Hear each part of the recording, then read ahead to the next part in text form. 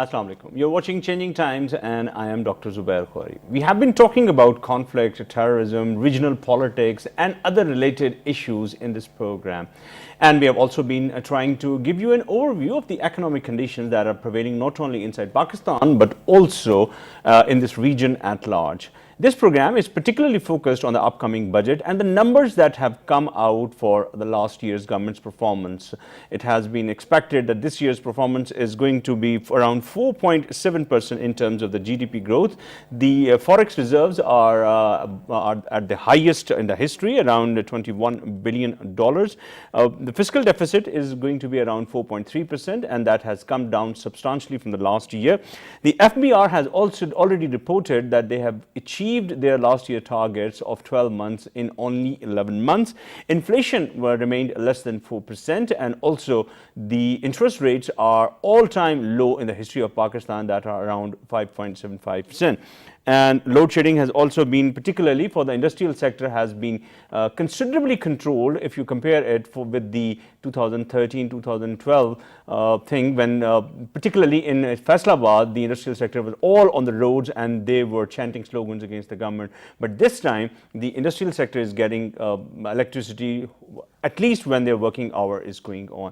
Yes, the domestic sector is still needing some rescue out of this development. So gas crisis have also been tried to be controlled when LNG supply has already started to pump inside Pakistan. In the next 2 years this is going to improve. So these are the positive signs that we are going to talk about today, and also we will focus on what are the areas that we still need development and improvement, and one of that is agriculture, which has taken a serious blow this year. It has gone down, and also the exports that have gone down inside Pakistan. Well, by the way, export have never been the forte of Pakistan's economy, but still it is a gray area. And one positive indicator that I have perhaps missed is the stock exchange, which is continuously registering higher number for the last 2 years. This is a very positive development as far as the Pakistani outlook is concerned. And when we talk about outlook, the Moody's rating and the Standards & Poor's rating has also improved Pakistan's international credit rating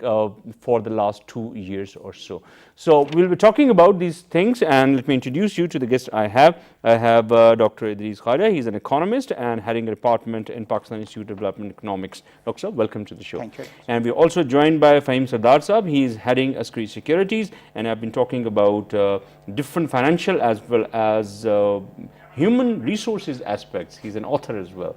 Fahim Saab, welcome to the show. Pleasure. Khaja Saab, I have just given a brief overview of the positive indicators. Unfortunately, in Pakistan, we are in a habit of pointing out the negativities more. We'll be talking about them, what could be the problem areas that we still focus on. But if you look at the economy of Pakistan in 2013, when this government took over, there were credit ratings were going low, the growth rate was around 2.5%, and the investments were not coming in. The forex reserves were also down. How do you see it after 3 years? Yes, thank you, Dr. Zubair, for inviting me here to speak on this subject. Yes, the economic performance has improved over the last couple of years. The macroeconomic indicators are good. As you said, that inflation is down, manufacturing sector is improving, and exchange rate reserves are all at all-time high. So, and perhaps thanks to the oil prices, the inflation is down, then there is an effect on all the variables. Perhaps one or two factors that we need to consider is that investment is somehow not picking up. Private investment, other than CPEC, the private investment is not picking up. This is going to be a challenge for the government in future. And there could be a number of reasons. And one reason could be the energy supplies, which perhaps are expected to improve in the years to come. Exports is another gray area, and another gray area, as you mentioned, is agriculture. But overall, yes, over the last couple of years, the macroeconomic indicators have improved. When we talk about them, apart from the oil boom, rather the oil prices have gone down, and it has been a boon for all the economies like us, which is a largely oil import economy. But shouldn't it be the case that we should give credit to the government's performance? Is there? Yes, of course. Whenever the economy is improving, it couldn't be just because of the external factors. Of course, There are internal factors. there that are internal happening. factors, then there are economic management involved as well.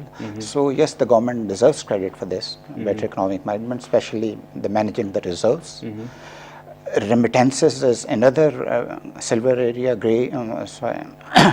remittances have been picking up for the last 15 years or so. And despite there was a fear that due to this oil prices going down, there might be a reduction in remittances from the Gulf, etc. But this has not proved to be true. Yeah, And that's a counter to the argument that the oil prices have affected Pakistan's economy, but it has not affected the forex reserves. yeah, this is not affected because perhaps the economic activity has not gone down too much in the Gulf area, perhaps because of the state intervention there. Okay, Fahim Saab, let me go to you. I know that you have been very good in pointing out the flaws that are here and there in the Pakistan's economic conditions. But let's turn towards positive. Where do you see the good things have done to get up with these good macro indicators? Dr. Saab, I've always been the first one to say that our GDP is at a record level. There's no doubt about that. And we have been experiencing rising GDP levels for the past 6 to 7 years, and there's been an acceleration in the very recent past.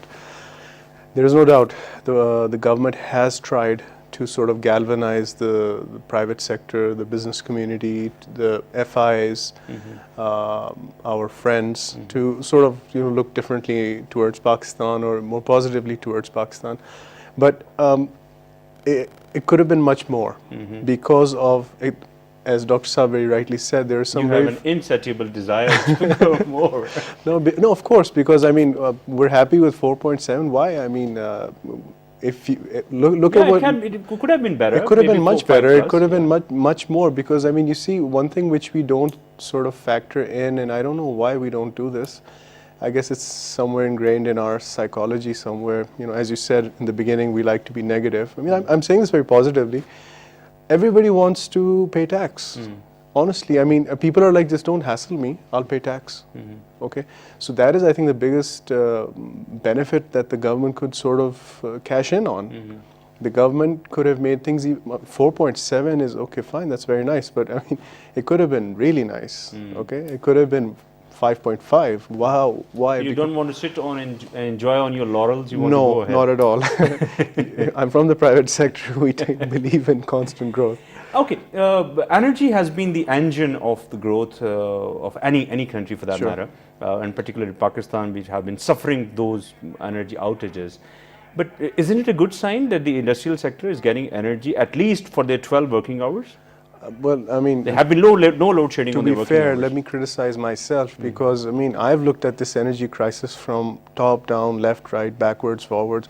I frankly don't understand what it is. My mind cannot comprehend why or how we create this problem ourselves, and then we sit around and then we talk about it, then we talk some more. It's wonderful to know if industries are getting energy, because my principle is industries should be active 24/7. I do not believe in shutting machines down. I mean, if you have a machine, you can build more markets for it. Well, you've got Africa, you've got BRICS minus India. I mean, we'll trade with India when the time is right. But you've got so many opportunities to look at. And this is just the beginning. I mean, I'm happy to, Dr. Saab, I've been saying this for more than 2 years now on TV. Our GDP is at a record level. Every year, with Allah's grace, it rises. Yes, the government is trying. The government needs the support of the private sector, which I think the private sector is giving wholeheartedly. But the government could have made its own life much more easy.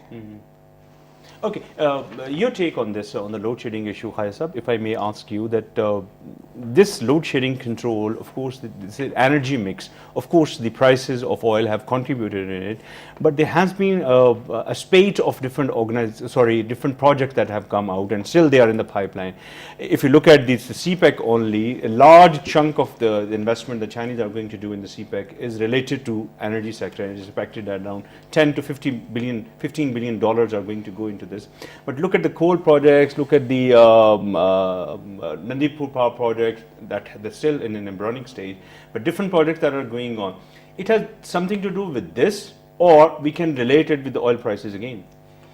No, of course, energy is crucial to economic growth, and energy is crucial to production. And to an extent, it hasn't improved and the way it should have, but it has improved. And this has contributed to growth, especially in the manufacturing sector. Yeah. And oil could be only one factor, but no, the generation capacity also improved. So yes, because of the increase in generation capacity, economic growth is picking up. This is one reason. Don't you also realize that we have also a population boom? The more energy you create, and then it goes into the population demands, that is also increasing constantly. But the way the government is planning, all governments plan for population increase. So we know that population is growing, and we should be planning the growth in energy accordingly. So perhaps, and the government is factoring in the demand. The energy is growing, but I'm not at the rate that is expected. Not at the rate it is expected. I'm not sure that whether the crisis would be over by 2013. 2018. Sorry. The Prime Minister, by the way, has repeatedly said that we will considerably control this crisis by 2018 because some of the that projects are incremental. They have been started and they are going to be completed by 27 and 2018. If you also figure in the CPEC energy projects. Yeah, actually, the crisis of energy is not the crisis of just generation. It's basically a crisis of governance. Yeah, maybe wastage. Wastage, look at the circular debt. As long as there is circular debt, this demotivates the private sector producers to produce energy. Yeah. So there are a whole set of reforms, governance reforms required in the entire supply chain. Like what? In the supply chain, what could be there? The transmission infrastructure is not good, the physical infrastructure? No, for example, in the regulation as well. The heat, to look at the heat rate, they say that the private sector producers are not producing as efficiently as they should have been. They are using more fuel per unit than they would have been using. Now here comes in the NEPRA. NEPRA is the regulator. They have to look into the efficiency of the, but I think for the last so many years. Is it complacency or is it incompetence? Seems to be both. Seems to be both. Seems to be both. Okay, Fahim Sahab, last time when we were talking about last year, perhaps you were also there in one of the programs, but this time we are seeing about 4% growth, 3.7% growth that the large scale industry is registering. Where do you find the positive indicators there? And that's also showcasing in the stock market. We will talk about it later. Where do you find that the impetus has come from? The impetus has come from, okay, we'll have to just backtrack just a second, a little bit, because the impetus was always there. The private sector always wanted to do more. As you can see, I'm not happy with 4.7%. I want 6.7%. That's the way we think. That's the way we should be thinking. There's some aspects, some bottlenecks may have been removed or lessened. That has helped increase things. But if I could just come back to the energy thing for just 1 second. Energy is one big factor. Yeah, because I just wanted to share a point to what you gentlemen were talking about. Look, we have a wastage of 35% of energy now. 35%. This number has come from? This number is the average empirical number that is quoted. Okay. Because experts quote it. I'm not an energy expert, so I would rely on what they have to say. But if there is even a 5% wastage in my eyes, I would call it not an energy issue, I would call it a management issue. Okay. Because it needs to, as you said, you said twice, transmission. Yeah, fix the transmission.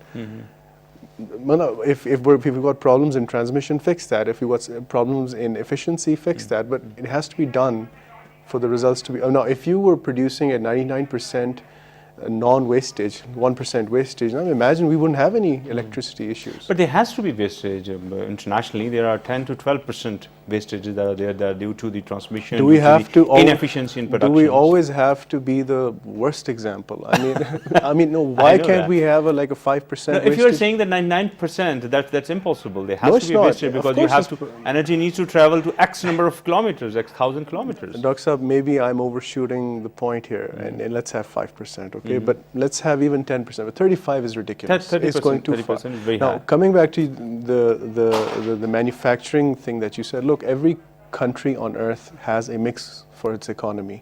Agriculture, service is doing pretty well in Pakistan, but as you said, industry and manufacture was slow. Yeah, last year it was slow. You have a low interest rate regime, and by then, last year private credit was not picking up. Now it's started to picking pick up, up. yeah. Because, and I've also heard that very soon the government is going to start laying off many of the PIB stocks that it has. Why? Because that credit will then sort of come back into the market. So you might actually see a further increase. Okay. Now that's actually good. Everything is pointing in a positive direction, but there is one very serious negative which we have to look at. And I'm not criticizing anybody here. Oil prices have started inching up. Yeah.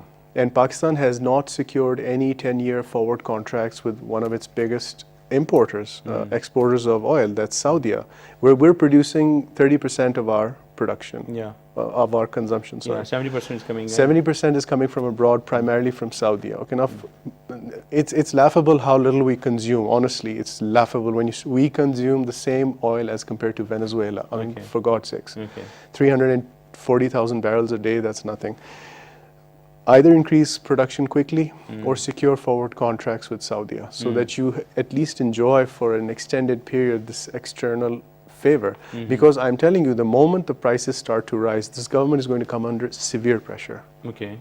Right. So yeah, sorry. May Go I ahead. add to Yeah, on please this go wastage ahead. of electricity? Yeah, go ahead. Look at the theft. A significant percentage Yes. of electricity is lost because of theft. Yeah. Now, what's the governance issue here? The electricity is distributed by the federal government. It's a federal subject. But the theft has to be controlled in provinces. Information government. And without the help of the police, the theft cannot be controlled. No, And- yes, you're right. We tend to always target the government in this way. But what about the people of Pakistan? Isn't it the responsibility of the people of Pakistan that they shouldn't be enjoying on others' pockets? There's something like called conscience inside me. I shouldn't be putting my hands into others' pockets. Why I'm going for the Kunda system? You're right. But if there is, how to control it? Yeah, but these are the political pressures. Then you see, everybody's on the street. They have tried somewhere in the FATA area or some of the Khyber Pakhtunkhwa areas.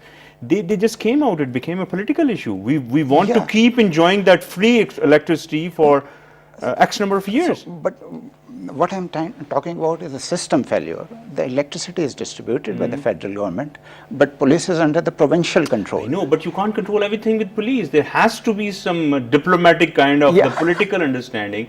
So if you pick up that baton and start charging everybody from Khyber Pakhtunkhwa to southern Punjab to Sindh, and even in Karachi, which is one of the biggest urban cities in Pakistan, people are enjoying themselves. Yeah. So there has to be some responsibility coming also here and there. What do you say about that? Of course, we you're can't right, change everything but with the police baton charging and then targeting everybody and then But throwing the guns at responsibility them. cannot come in a day or two. I But know if that. you want to control theft, you have to have some No, governance control. One thing that the government has tried in terms of this load sharing, that wherever there is more theft, just to make them feel the pinch, the load shedding has increased onto them. But still, they're enjoying. They don't want to change their habits. This was the one way people thought that they may feel that now a shoe has started to pinch and we start paying some of our bills. But no, they're saying that, okay, even if we are getting 2 hours of electricity, we keep that free of cost. Your take, you Chief, say something? I think, as Dr. Saab said, it doesn't happen in one day. And I mean, I agree with you, but you have to build up a momentum. Yes. Okay, and the more examples of good governance that you set, people know. look at it, and I mean, okay, fine, let it be a 3-year process, who cares? Yeah. But let's start. I mean, the fact of the matter is that now I'm stuck with that 35%. Okay, 35% wastage is Well, unacceptable. that includes that theft also. Of course, that's what I'm trying to say. These are actually opportunities for the government. And I keep saying, in a constructive way, the government shouldn't create issues for itself. It's got so many cards to play with. It's got one of the bigger ESCOs who are the responsible of these thefts is Sakhar Electricity Supply Corporation, Peshawar Electricity Supply Corporation, and then there is Hyderabad Electricity, Hyderabad HESCO.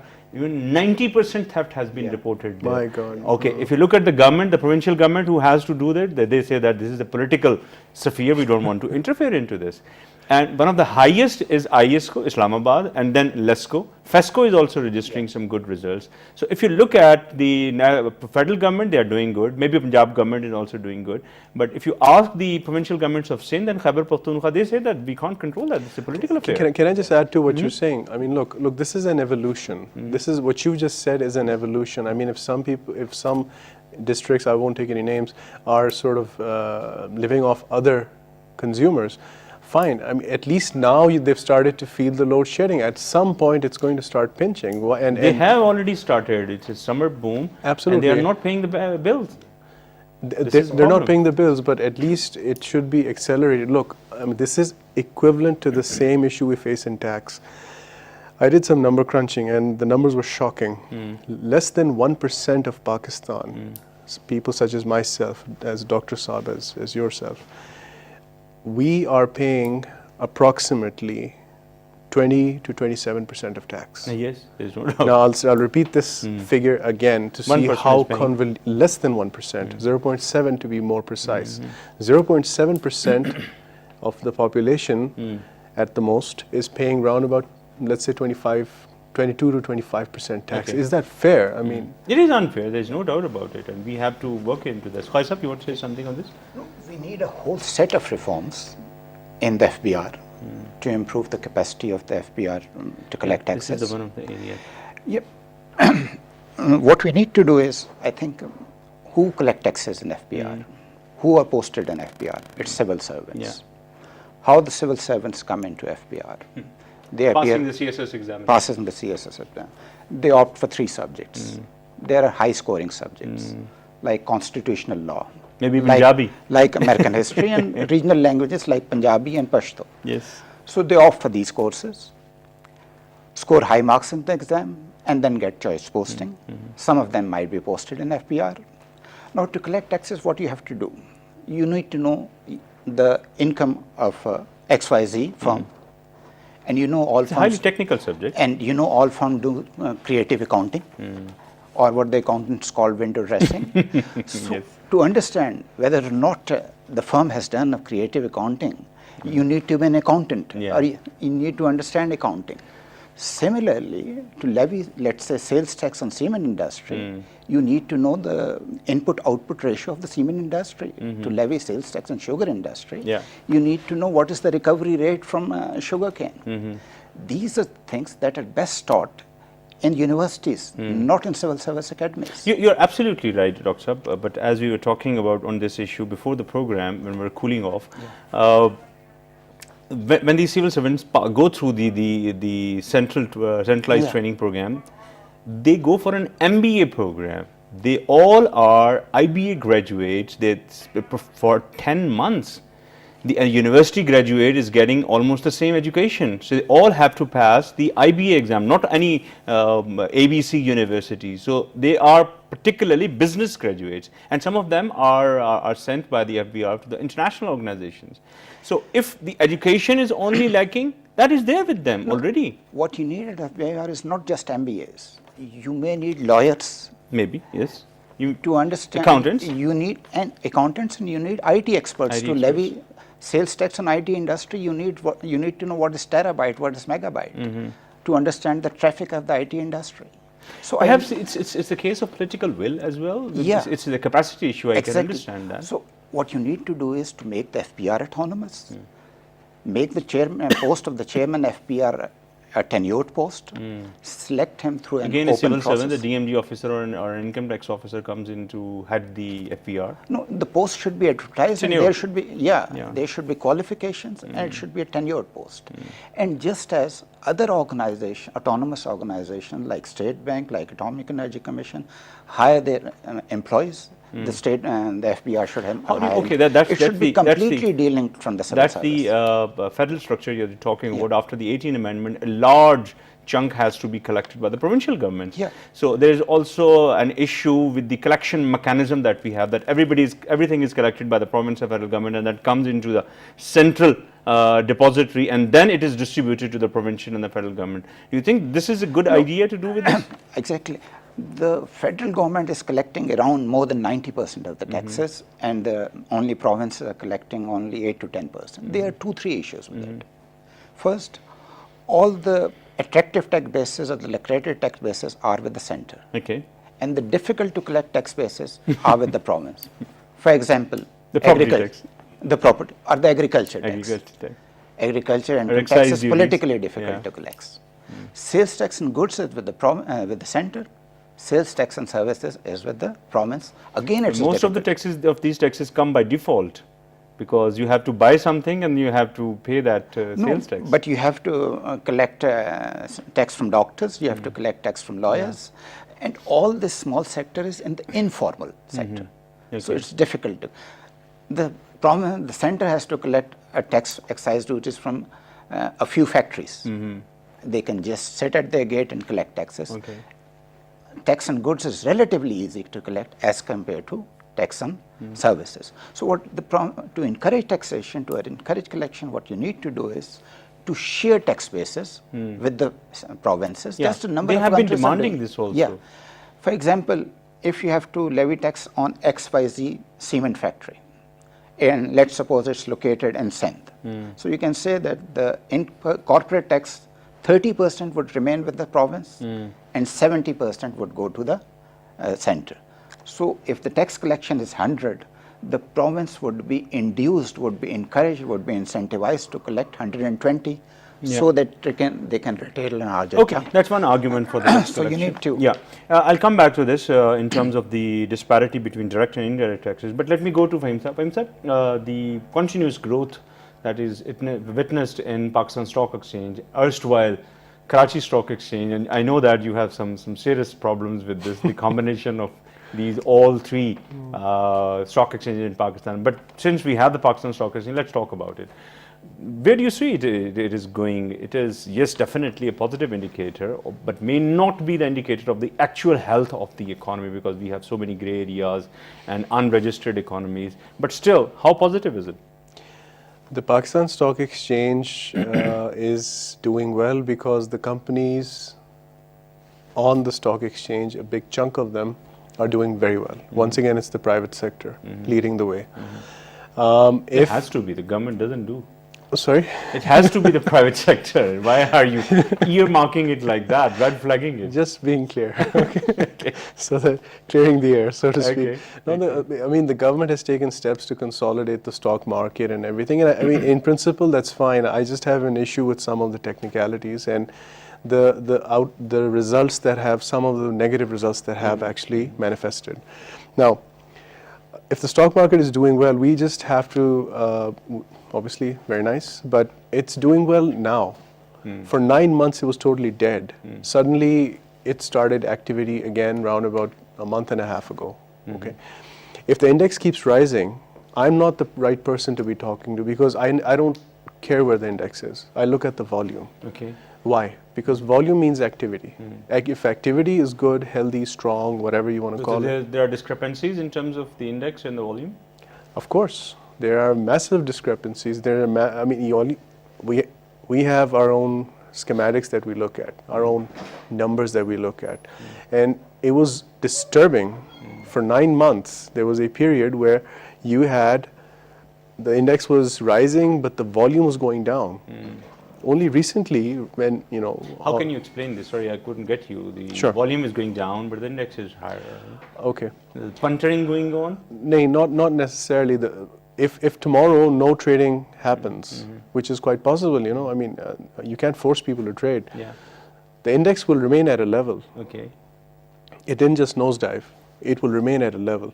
If suddenly there's lots of volume and the index remains at the same level, now I'm purposely creating two scenarios.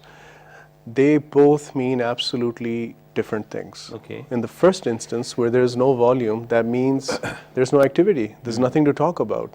In the second, if there's lots of volume and, for example, the index remains where it is, or whatever happens. In this instance, it remains where it is. That means there was a perfect equilibrium between buying and selling. Okay, it's as, I mean, I cannot simplify this even more. Now, if the index is rising and you have rising volumes, Okay. that's actually a healthy sign. Why? Because you have more activity. Okay. Right. Okay. What about this? You have just hinted about it, that the interest rates have gone down. Yeah. But previously, when we met, you were saying that although the interests are going down, but the private sector is not enjoying as Yes. they should be, because True. government is borrowing a lot. That is one big indicator. But now you are saying that the private sector is coming in. Why? Well, for 2-3 reasons. The government has apparently, I need to sort of re-verify this, the government has apparently taken a decision to try and slow down taking debt. Okay, that's a very Now, good sign. That's a very good sign. It is an extremely essential thing that the government needs to do, because they've already touched 60% of GDP. That is a legal limit that they're not supposed to cross. If there is more fund, if there is a bigger pool for the private sector will consume it. Yeah, there's no doubt about it. And of course, since we had external factors which helped reduce this interest rate, I hope and I pray for at least 1 year that the private sector is given more funds to sort of work with. Okay, but Khaja Sahab, if you look at this thing, that of course that's a positive sign that the government is leaving space for the private sector, because private sector is, in any free economy, private sector has to be the engine of growth. Government cannot do all the things. But where are the areas that we should be looking at the private sector is getting? Infrastructure is one that government is contributing. What are the other areas? Yeah, the government, basically the role of the government in the economy is of an enabler. The rest regulator. Regulator. It should provide an enabling environment. Let's say provide infrastructure, provide better regulation, provide a level playing field, and the rest is for the private sector to do. In almost all sectors, it's the private sector. Which areas do you think can provide the growth of engine? One growth of engine is the urbanization, the construction sector, but we have to do it in a planned manner. Okay. At the moment, our urbanization is going in a messy manner. People are just migrating from rural areas, and the slums are increasing. Yeah. Because there are zoning regulations. In Islamabad, you cannot have too many high-rise buildings. Then there are, you see, recently they banned the commercial offices in residential areas. Yeah. Under Supreme Court's instructions. And now offices are not finding space. Yeah. There is no office space. Again, high-rises are not allowed, so there is not sufficient office space. Okay, so sorry, the high rises I can see in Islamabad, but that is only on the limited scale. But limited scale. Okay. What about this? I often talk about this. The population growth. The government apparently is not doing anything to control this boom, the baby boom that we are experiencing. Perhaps one of the biggest, not only in the region, but also in the world. Shouldn't we do something in this regard? Yes, of course. And the government is doing, but there are cultural factors as well. Cultural, religious. Yeah, cultural, sectors. religious factors as well.